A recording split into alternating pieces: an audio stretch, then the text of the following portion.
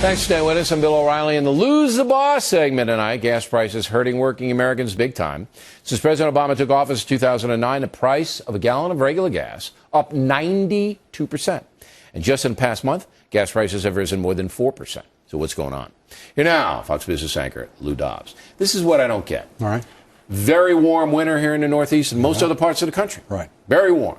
Not a lot of home heating oil being used. That's right. So you figure in America, a lot of oil reserves going way up. We got a lot of oil.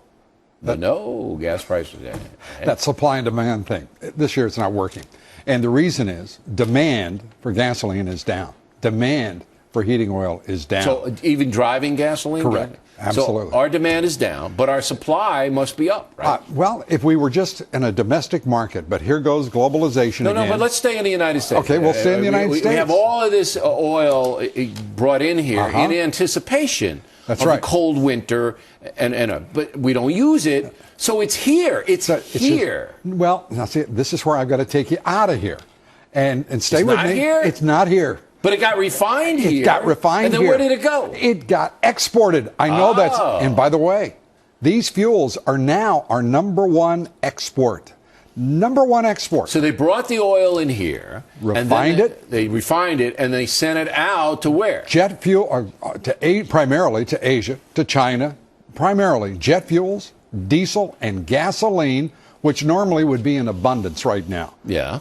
Is being shipped overseas. Right, so the oil companies are making all their money now, but they still had to allot a certain amount of oil for the United States domestic use. Absolutely. Hasn't been used. Hasn't been used because demand fell. Right. And that oil, and those derivative fuels were exported. And that's what no one's talking about. So they figured it out that it wasn't going to be cold winter?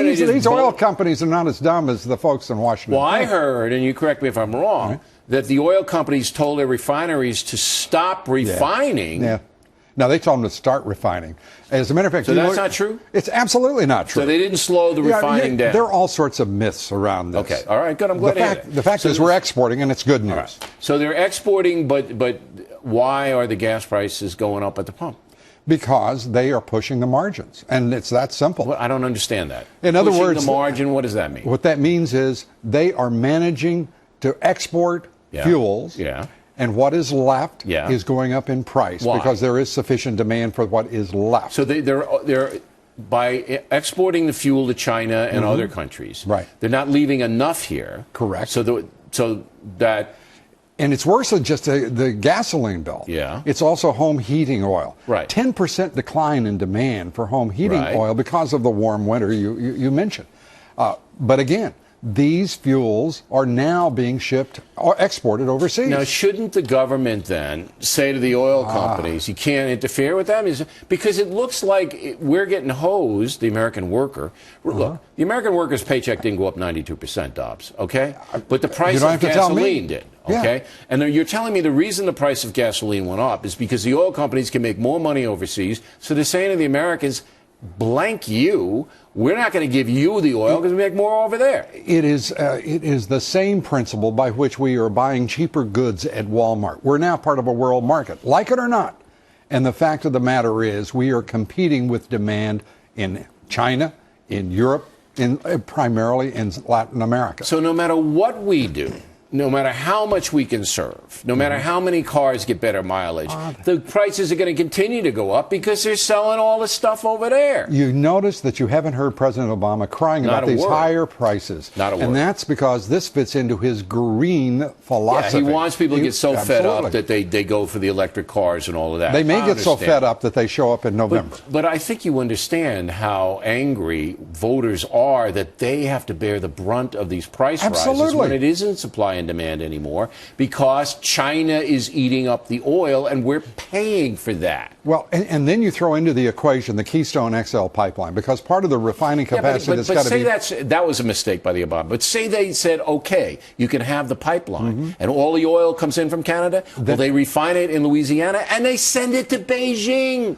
So it's the same thing. We're still not all of it. They got plenty of oil here and we're getting hosed. It's not supply and demand. It's not supply and domestic demand. It's world demand. It's a world market, and this is the price we're paying. Boy, and that's Absolutely. huge. It is huge. And I think the government has got to do something. Step in and say, you have to allot a certain amount.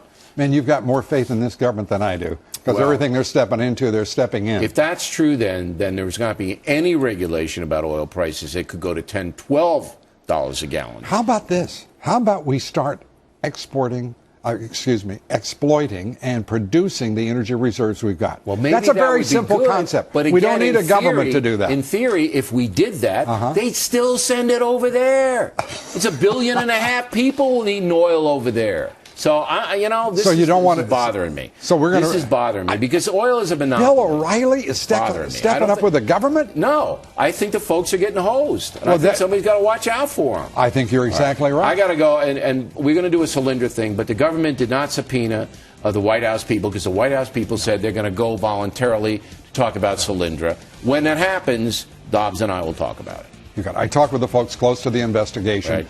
On Congress, they are pleased with where this is right now. Okay. So that means and good things. whatever happens, we'll update. Exactly. Lou Dobbs, everybody, dumbest things